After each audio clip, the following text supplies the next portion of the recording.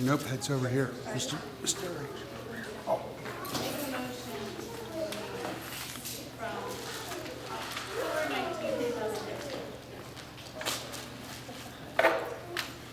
All in favor? Aye. Those opposed? Good. The next one is public comment follow-up, and public comment last.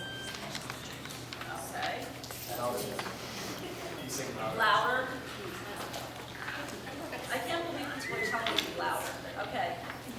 Public comment. Is there anyone signed up for public comment? Yeah. I actually have two. For anyone who doesn't know me, my name is Kathy Frederick. I have 3 kids who attend the school, and the first one is a safety concern. Due to our dynamic, our family, we park behind the school every morning to drop off.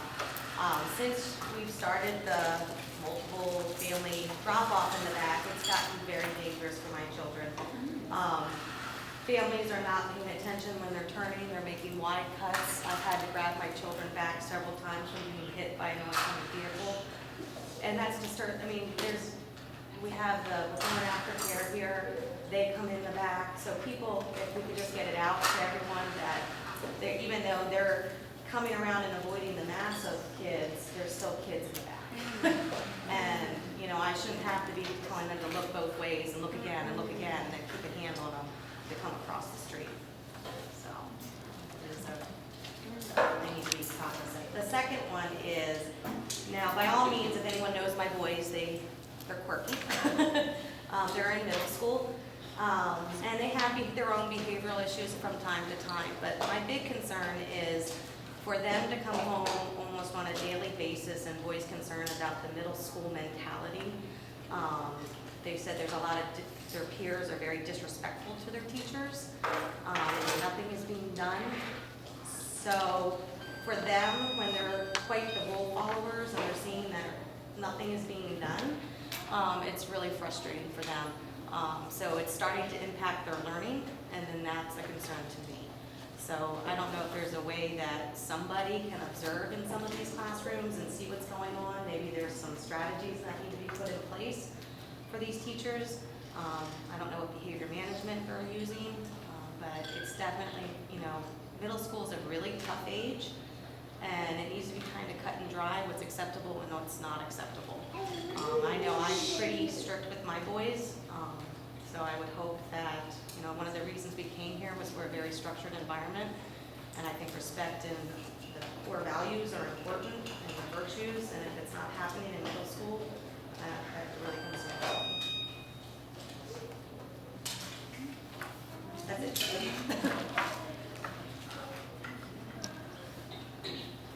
Karen?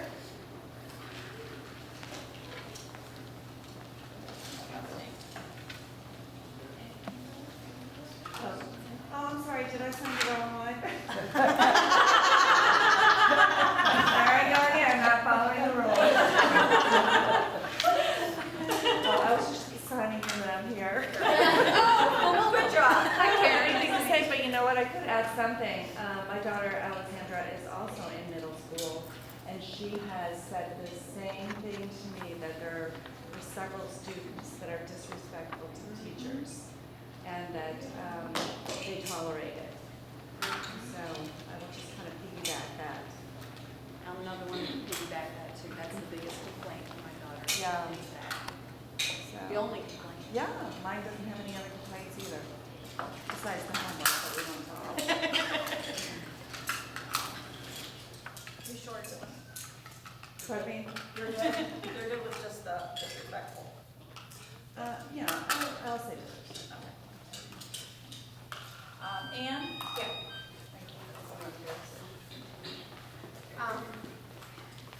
So my comment is more, just as much for you guys as for everybody else, and I wish there was more people here so I could talk about, or spread the message a little bit more. So my concern is a little bit about where our charter is and where we are going.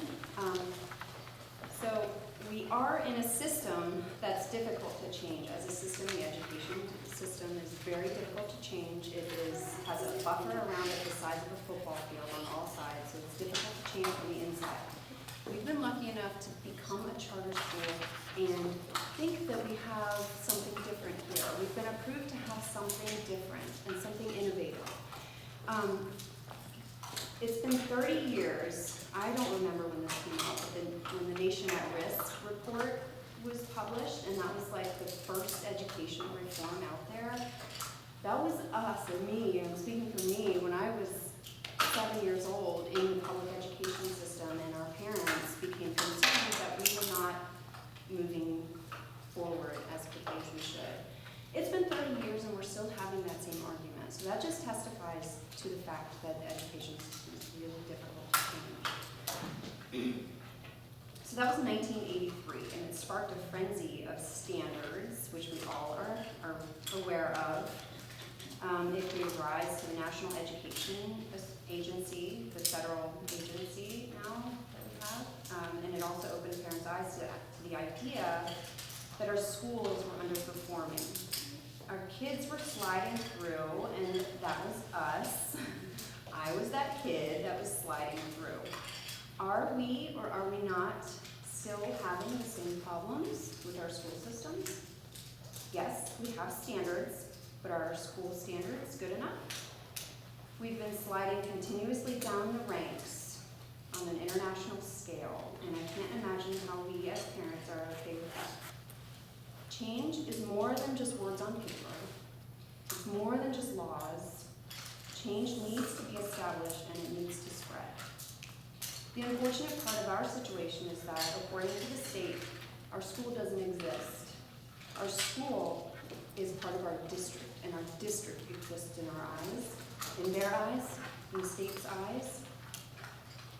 So our district is just going to continue to consider us another one of their public schools unless we become strong as a unit and stick to our charter and make the Board of Education see us as a school that is different, that we're trying different ways to achieve better results, which is why they approved us in the first place. We have to strive to be everything that we envision this school as being and more. We should aim to have every student in the county on our waiting list, and I'm serious about that. Every student in the county. Because then another group of amazing parents will begin the process of starting another charter school, which would be wonderful. That would speak volumes to what we're doing. That would be a measure of success, more than these test scores, more than anything. We drive the choice, not the government, not the Board of Education, not the elected officials. Parents, students, and teachers drive choice. We should have every teacher in the county applying for the privilege to teach here. Because we can do it better than we're doing it today. Let's all look at our charter and make sure that we have it right and that we are advocating to our Board of Education that we have it right, which I think we do.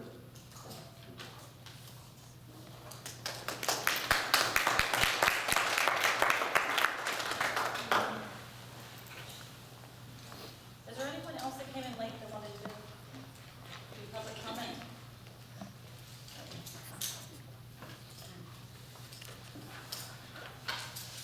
Next is the uniform update. And we're not changing the uniform, we're just clarifying a few things. And this really came about with the concerns that staff had about consistency. Consistency about our students following it and coming to school dressed in their proper uniform, but also staff consistency in enforcing the policy. So we're just sat down and decided to clarify some of the points. There really isn't any changes other than one thing I wanted to clarify was the shirts.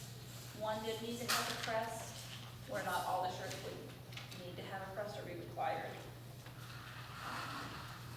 Ideally, we want all the shirts to have that, but we aren't going to mandate that because we do know that's an expense.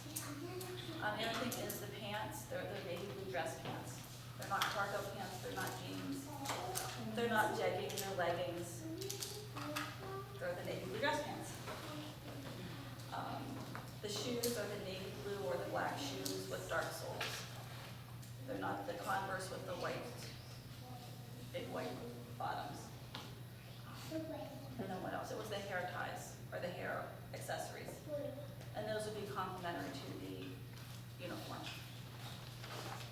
that was it. And then I think Mr. DeGrange and Mr. Hand are gonna work on sending out information to parents, and once we all have that and it's all clarified, then we'll start enforcing it consistently through all the grades.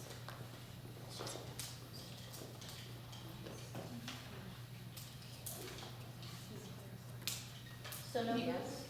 Clarify the shoes, Shoes, boots, no boots. is it gonna be in there? It's in there. Ankle boots are out too then, right? We're talking more of the Mary Jane, even though it doesn't have to be Mary Jane for girls. It's always been shoes. It's always been no boots. Shoes with the no skin, you know what I mean, and no scuff marks in your shoes, so. You can buy that in a lot of styles. I know. So sneakers are actually okay. Sneakers are okay, you get They're for the okay. normal day, Black. once in a Yes. lucky day. They're okay. As long as they're all, They're either all all one color, that's how it's always been meant to be, that's how it's supposed to be. The dress shoes is that true. It's not meaning that they have to wear Well, it dress up originally dress for shoes. girls was only Mary Jane's. Well, this is what it says. It says all shoes should be one color, either navy or black, with an enclosed toe and full back. Boots, sandals, flip-flops are not permitted. Non-skid soles and laces, if applicable, must be dark in color. Okay, so that's- If it's dress shoes, then it's not all black sneakers with that uniform. Yeah, Okay. they might have like a navy blue shoe with a black sleeve. So- the policy doesn't- so the policy doesn't say, it doesn't say dress shoe. It doesn't say a dress shoe. It does not say It dress does not shoe. say No. dress shoe. It was asked, over the summer, it was brought up, as a board, I mean, it might be brought up again this summer with the new board, but as a board last summer, it was decided not to change it to require dress shoe. When it says dress uniform, it means the full one color shoe, no boots, no sandals, all of that. They can wear dress shoes, but we're not requiring everybody to have to wear, dress shoes. All black or all navy. We know that there's a difficulty finding navy soles, so that's why we said dark soles, to make it a little, so then if you find black soles, then that's okay. We just don't want that full, white Hot pink. color, hot pink, yellow. Unless it's gym day and it's. Gym days, up to them. Does it say that girls can wear the leggings underneath their jumpers or skirts? Yes. Yes. Leggings Yes. or tights are okay? Yes, Yeah. we took out the part where it said that, you had to change them on the way into the school, because that seemed a little The leggings? odd, yeah. It was in there. The first year. It was in there before, Okay. it was in there last year. Yeah. So But it as long was as- just not so we didn't want to turn it to just tights where girls get cold, so especially when they're wearing the skirts. So leggings under the skirts, fine. Leggings by themselves with the shirts, Yes. not. So those would be the navy blue or the black leggings, not sparkle leggings. But then you have your black sparkle leggings. You can't do the gray area there. So the older girls, are they supposed to wear the Peter Pan shirts as well?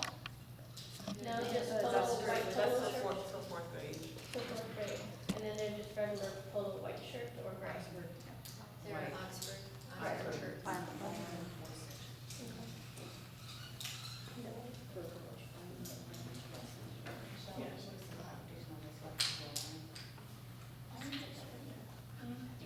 Are you clarifying the PE day with the shorts and sweatpants? They originally were supposed to be solid, no emblems and writing, We did certain knee clarify that. length and that sort of thing? We clarified that they're supposed to be full length, that they have no writing on them or no striping. And that went for the shorts and the sweatpants. Is there a length for shorts for the girls anymore? I think it's a consistent in between. I've seen some awful short shorts this school.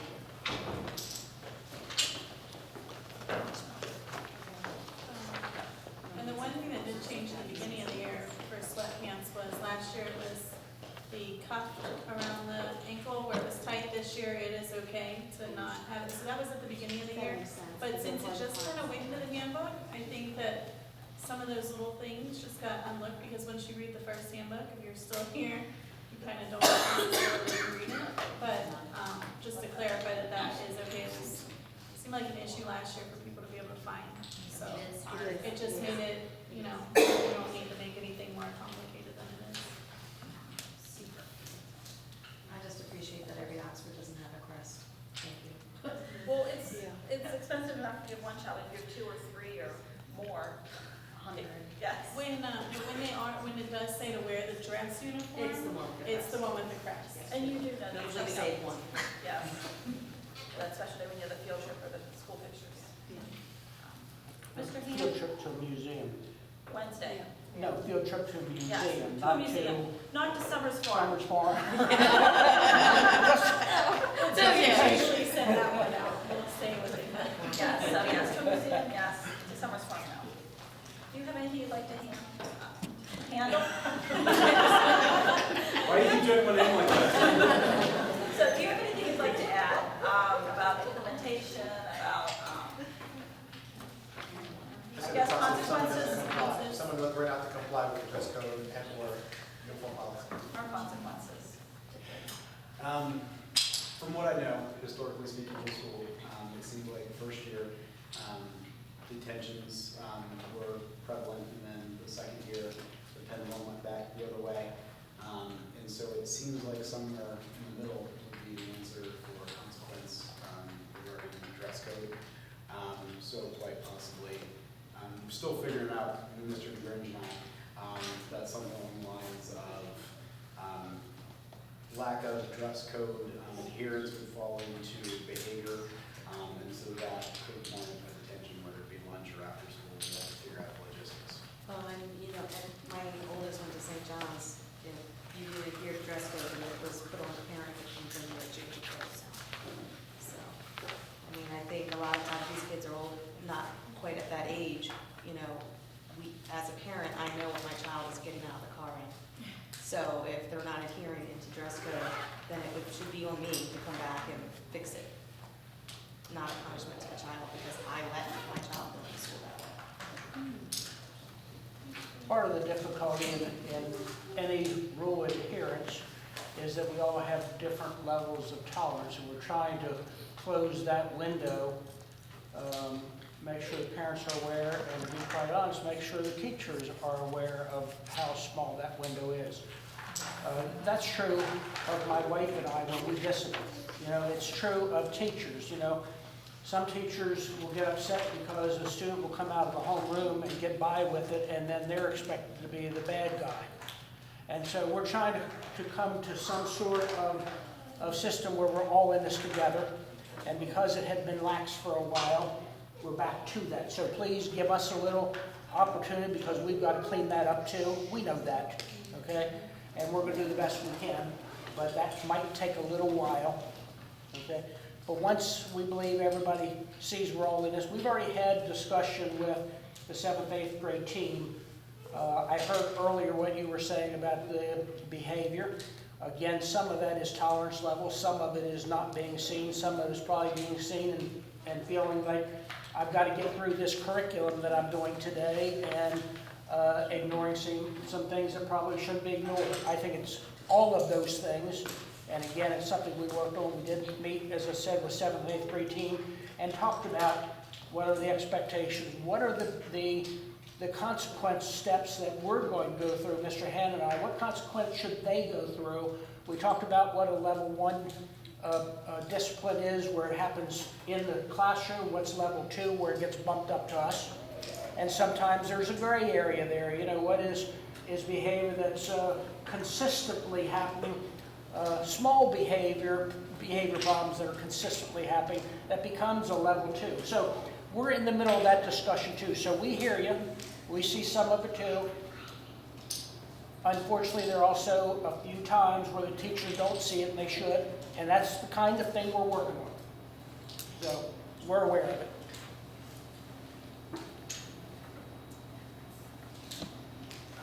Next is the math specialist position and fundraising.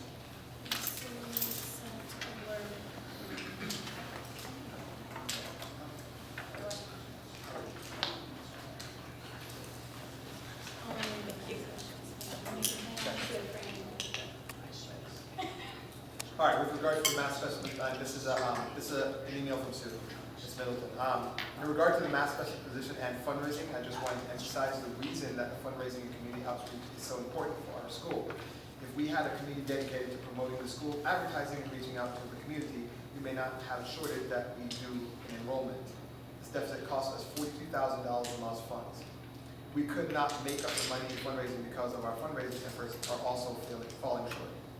We need to let families know that we had to not only postpone the race for education fundraiser due to low interest, but we also had to cancel the potential family-friendly fundraiser of the holiday shop due to only having 2 volunteers step up to help Lansing. We would not fund the addition of a math specialist, and we could not fund the position of a math specialist, and we won't be able to obtain the items needed for our teachers without fundraising help. It was because of fundraising that we were able to purchase things like a flagpole, safer running surface on the gym floor, and our wall mats. For example, we cannot pull off a golf tournament or sign off, both of which could bring in thousands of dollars. As it does for other schools. I know, I agree with that. So we do want everybody to know that nobody is tabling this math specialist position.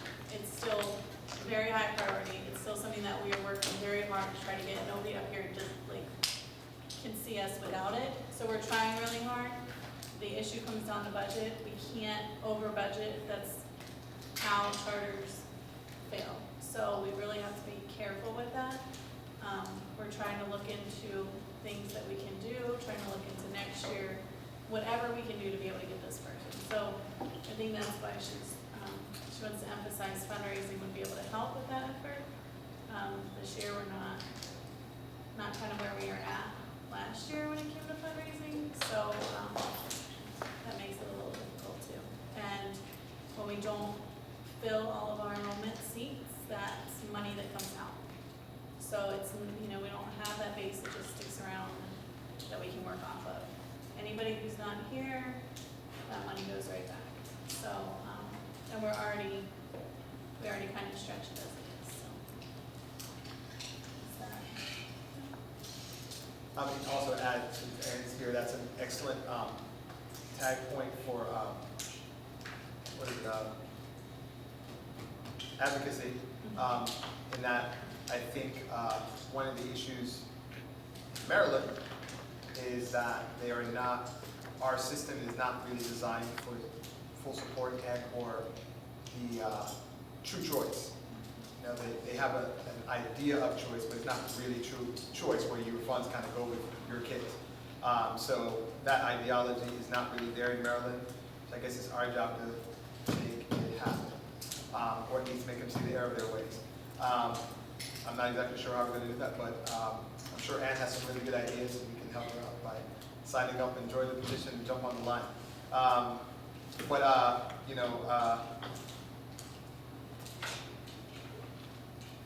I think there are also other things that we can do as parents, and most of us here are parents. Things we can do as parents. There may be some little things. I think if we see something that's going on, you just jump in and say, listen, I'll jump and I'll push this one thing. Not everything, I'll just push this one thing.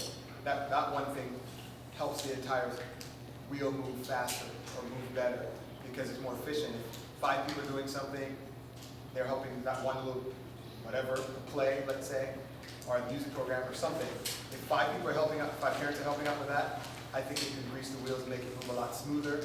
So the next year, now you have momentum, so it'll grow. So, hey, we did this last year, look at that success. So next year, I think it will roll over and be more successful, or at least you'll have ideas of things that don't work. So then you can say, oh, these 3 things did work, these 3 things did not. So let's try those 3 things and add one more thing. So that's pretty much my 2 cents.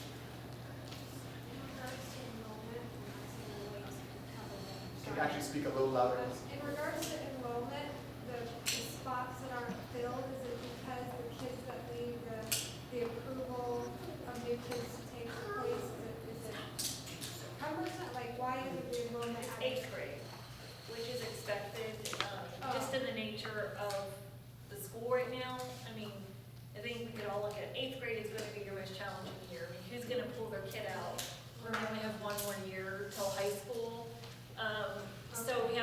we have to think of that.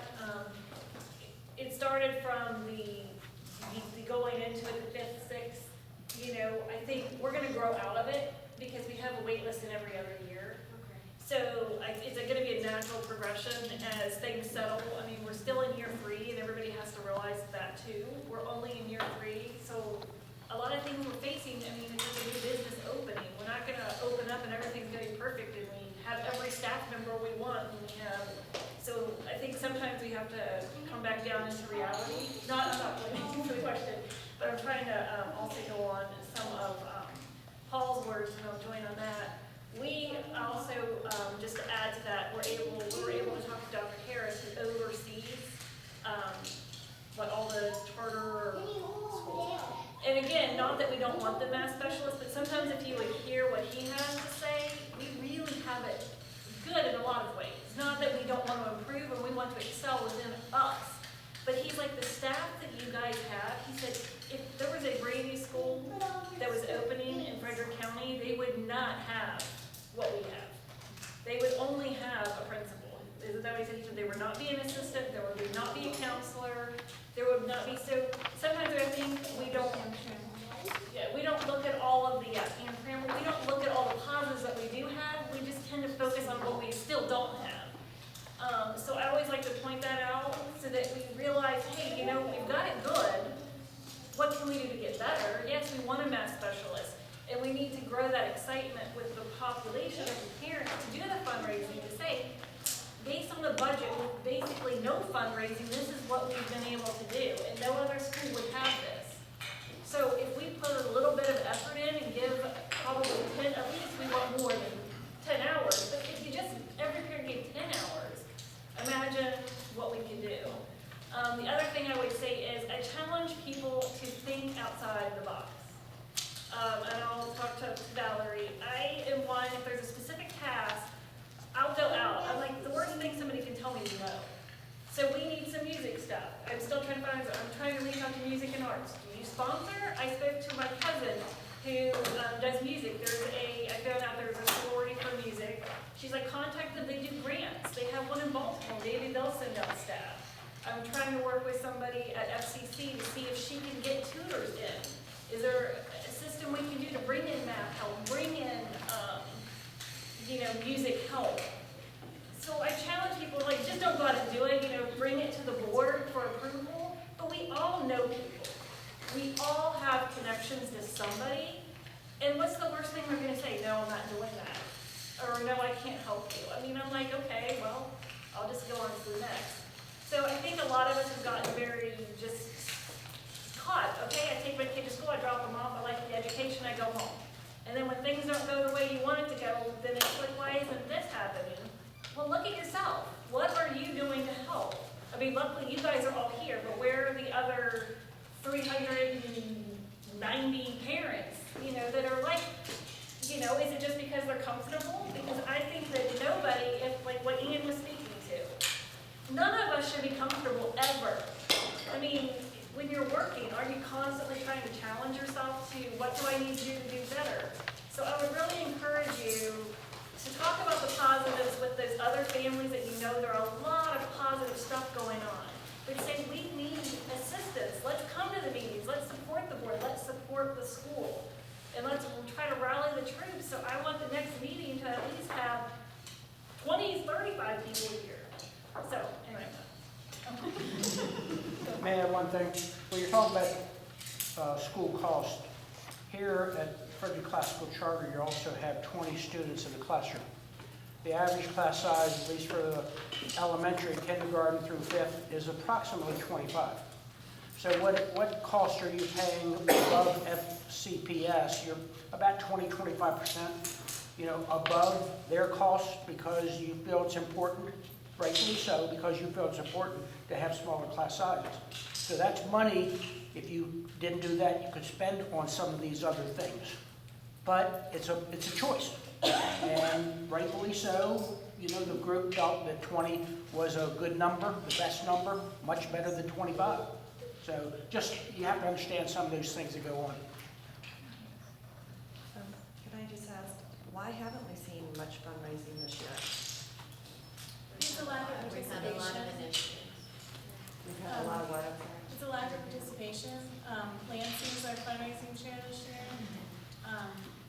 She attempted to do the race for education. There was hardly, I felt like it was a little too soon too. I think she was kind of, honestly, I think she was kind of thrown in to this position with these things stacked up, as this is kind of what we did last year, and it was kind of just like, here, run. And so I don't know that she had the support that I think she needed. So I think it's good that we're holding off till spring. I think that's good. I think that gives us time. But at the end of the day, we still didn't have last year.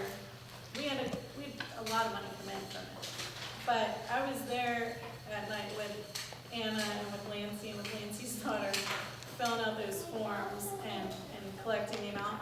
And there were plenty of classes in our school that didn't turn in one pack of labels. All you had to do was write some labels with some people's names on it. I mean, so when we don't have that, even that kind of support from people, it kind of makes it difficult. Then when we don't have people stepping up to help volunteer on the committees, I don't know that she has anybody on her committee. To be honest, I'm not sure. She's not here.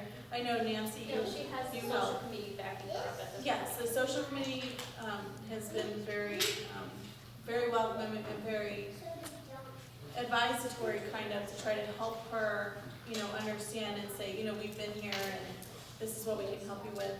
I'm not sure.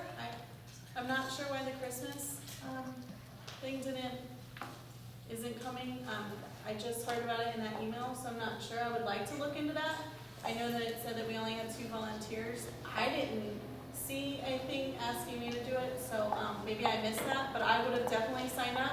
I know there's plenty of people that are in the building every day, plenty of people that volunteer for other events that I think would. So I think we could potentially get that back up and rolling if we, got on the ball with it. Hopefully, the Race for Education works out in the spring, so she has a little bit more time. I think it's really going to need some word of mouth.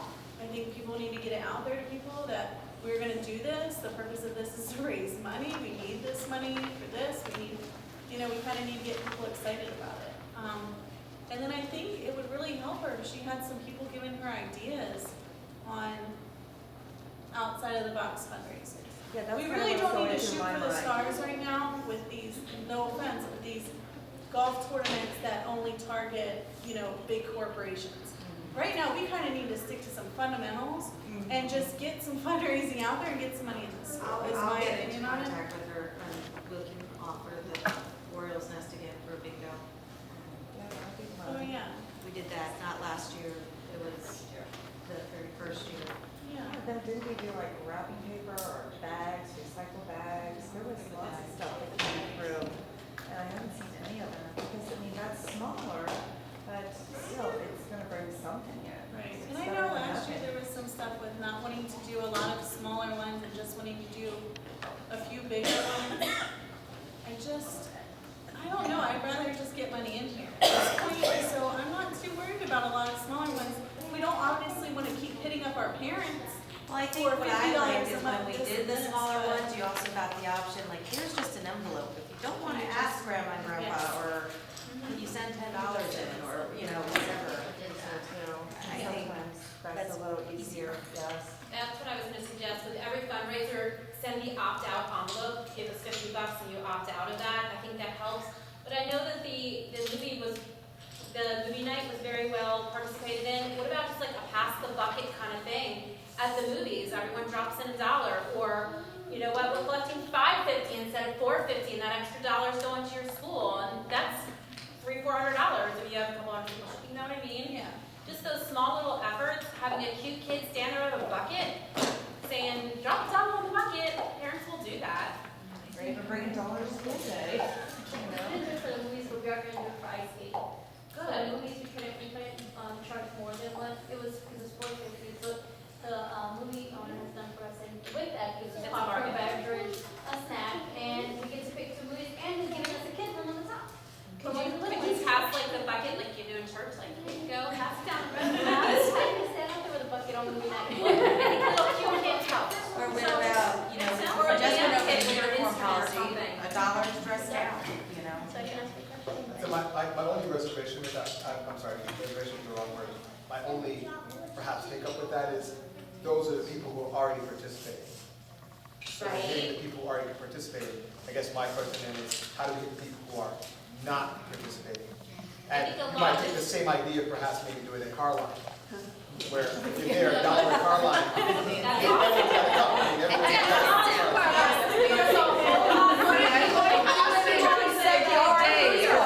Say I'll do it tomorrow. That's true. You know, hey, we had to cancel our race for education, we have to think outside the box, here we go, we need to fundraise right now to get X instruments, like, have a specific purpose for this pot of money, and this is how much you raise tonight, parents, like, I think you need very specific, like, seeing on the fundraisers, we're raising money for this, we're raising money for this, I think people get lost in all that, and I don't think, if you're targeting the people that aren't here, I think that movie theater or those family events are the place to raise awareness. And I think that's why Nancy is trying to team up with fundraising. Last year, social really did not want to, you know, it was kind of like, we took money, and I was on the committee last year, so I get to speak to it. It was kind of like, we have to take money to get into this, right? So they didn't want to charge anymore. Because I ran ice skating last year, went really smooth. Other schools have charged up to $20 to go ice skating. Now, I'm not saying that we should do that, because we really do want a bulk of our students to be able to go. I think once you start going too high, you really limit that. But Skate Frederick charges us $5.50. I think it was six. 6. Something. I think it's 5, and they make you pay. I think it's 5, but you have to charge at least 6 to do it that way. I think that's what it is, if I remember correctly. Somewhere around that area, $1. But to do it the fundraising way, you get the tickets a little cheaper, and you get the whole ice, just FCCS.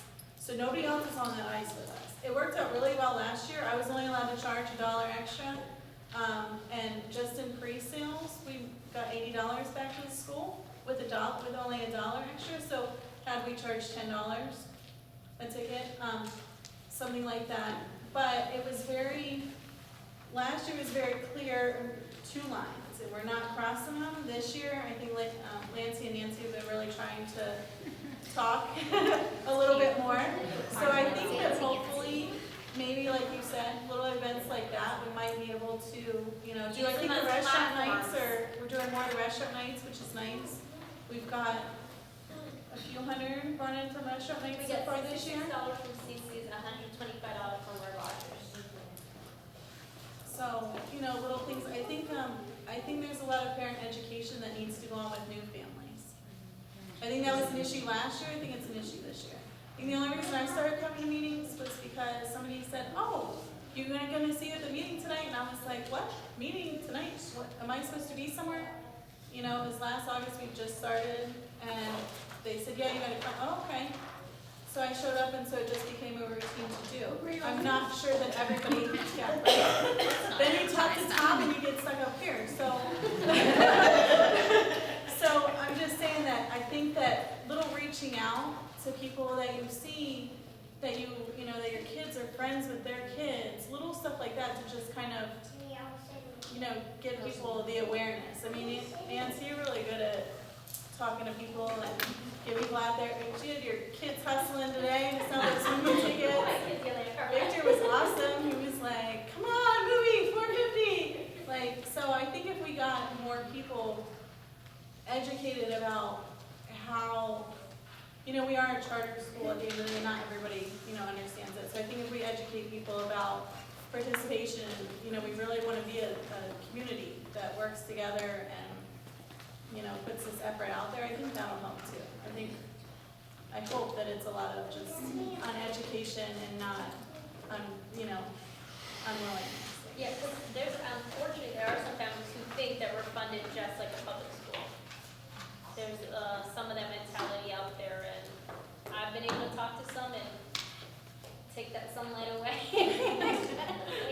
No, but I think that it's true. A lot of our new families do not understand that we're not funded the same way. So. I think that it's important to get the parents in here. I feel like, again, it's National Education Week, and we primarily saw any parents in here today. But people do work, so having more opportunities, and then there was the issue with volunteers, and when can they volunteer, and how does that work? That's changed. So some of the older people that, you know, I'm just speculating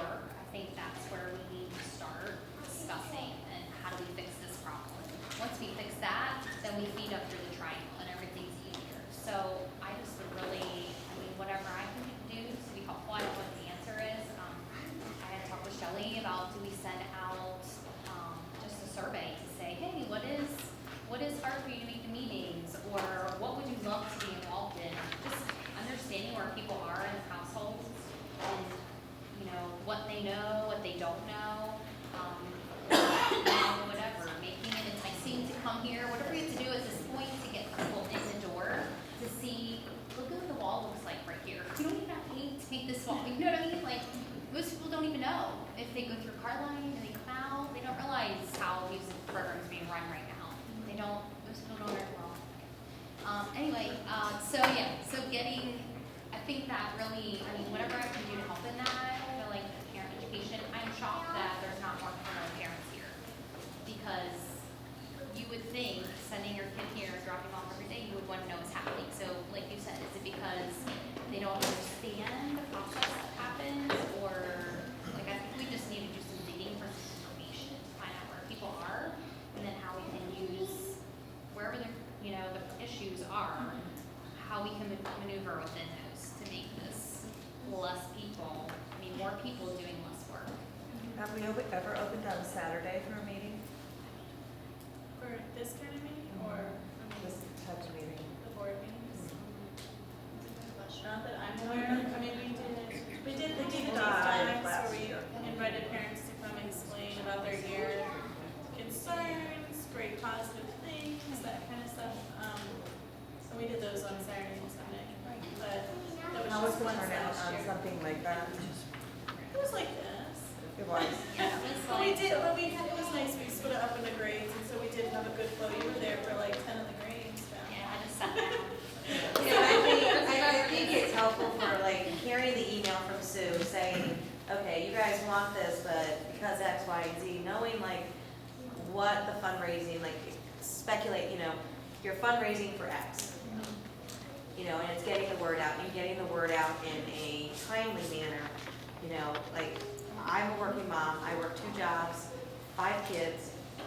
I can't drop everything 1 week before. It's a lot of negotiating schedules to make it work. And I'm sure I'm not the only one in that, So sometimes I need a month to look at my calendar and to negotiate and fine tune everything. And then have it on my calendar and have the reminder come up 5 times. So I remember, like literally, I had just brought my daughter home from religious ed and all of a sudden the reminder popped up. I'm like, I gotta be there in 15 minutes. And that was tonight, and I would have forgotten if I didn't have it. Right. But I think being more specific and intentional, in the communications. So we have a lot of good feedback about this, about maybe possible things we can do. Facilities process and documentation, after hours facility use. That sounds like one. Well, at this point, and I just sort of on a low level, I'm trying not to tag people who are already invested in other committees, because I don't want to be the committee people taker. But I sort of kind of tagged a few people that either have an interest in or a risk management background to evaluate some of our facilities use after hours, because when our teachers go home, typically a volunteer during the day is under the supervision of our staff, is from a liability standpoint. And when we leave the school, our after hours vetting process has to be evaluated from a risk management standpoint, and there needs to be a committee surrounding that process. And our facilities use also needs to be well documented, because when we have students participating after school, and we have volunteers providing those services, we need to look at it differently. It doesn't mean that a change is happening tomorrow that nobody has control over. No, that's not the case.